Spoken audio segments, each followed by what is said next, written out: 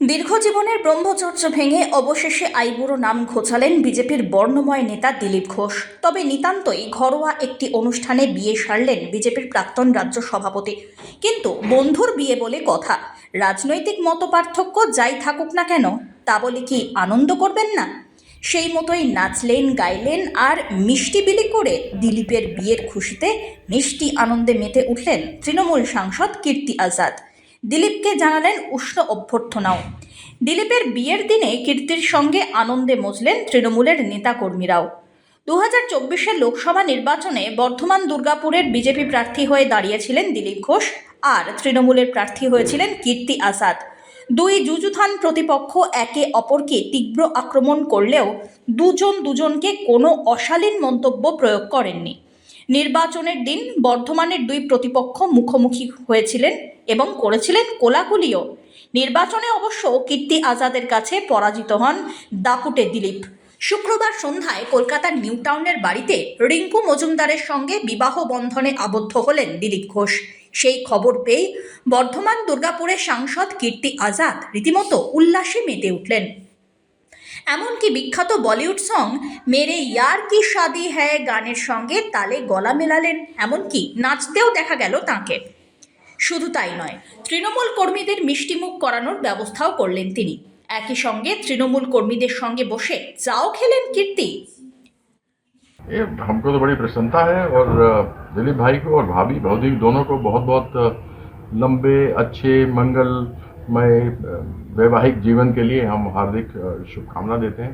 Contestant तब थे, वो बात अलग है। अब जब विधानसभा चुनाव होंगे तब भी दो हाथ होंगे, ऐसी कोई समस्या वाली बात नहीं है। लेकिन हमको बड़ी प्रसन्नता है कि वह परिणय सूत्र में बंधने के लिए जा रहे हैं और मैं आशा करता हूँ कि अब वह जय सिया राम बोलेंगे।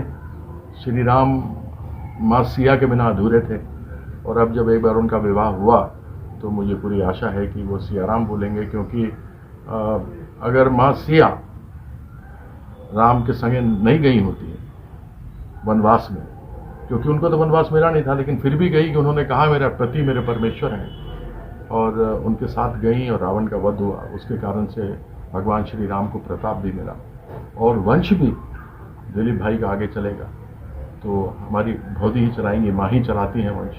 तो अब हमको पूरा विश्वास है कि वह जय सिया राम बोलना शुरू करेंगे, क्योंकि जिस प्रकार से लक्ष्मी नारायण, राधा कृष्ण, गौरी शंकर, देवी माँ का नाम पहले आता है, उसी प्रकार से सिया राम। मैं जानता हूँ कि बहुत लोगों ने उनको रोका भी, आप विवाह न कीजिए, क्योंकि वह लोग माँ में विश्वास नहीं करते, लेकिन माँ से श्रेष्ठ कोई नहीं है। आज पृथ्वी में जितने जीव हैं, जंतु हैं, पेड़ हैं, पौधे हैं, वो सब गर्भ से निकले हैं।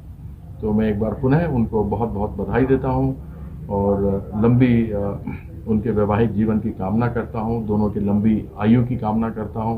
उनके घर में बच्चे हों, खूब सब हों, फले फूलें, बढ़ें आगे और उनका वंश चले, ऐसी मेरी कामना माँ काली से है, माँ भगवती से। सर आपका तो क्या मैसेज रहेगा?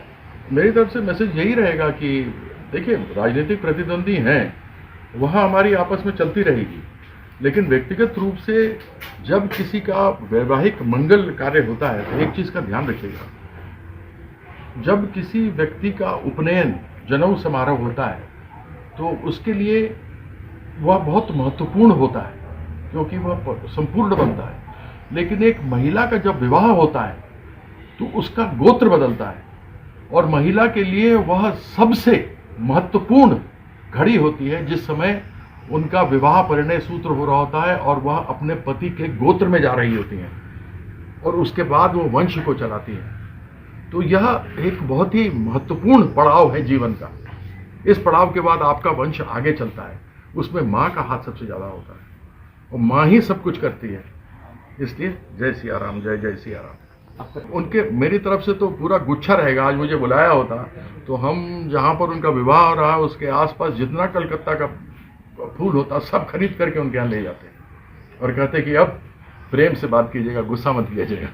जिस प्रकार से गुस्सा वो दिखाते थे, ऐसा तामस न दिखाए, ऐसे हम उनसे करेंगे। दिखाया जाता तो करना चाहिए। अभी भी जवान है वो भाई, अभी भी दिलीप घोष जी बहुत जवान है, खूब एक्सरसाइज करते थे, हम तो देखते थे वो खूब कूदते उछलते कूदते थे एक्सरसाइज के अंदर। तो कई बार तो देख करके हमको आश्चर्य होता था कि खिलाड़ी हम हैं और कूद वो रहे हैं। Bureau report one India Bangla.